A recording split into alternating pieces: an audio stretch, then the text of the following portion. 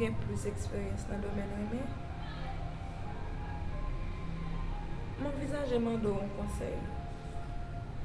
Pou m ka fè nan surprise vendredi si tu vle.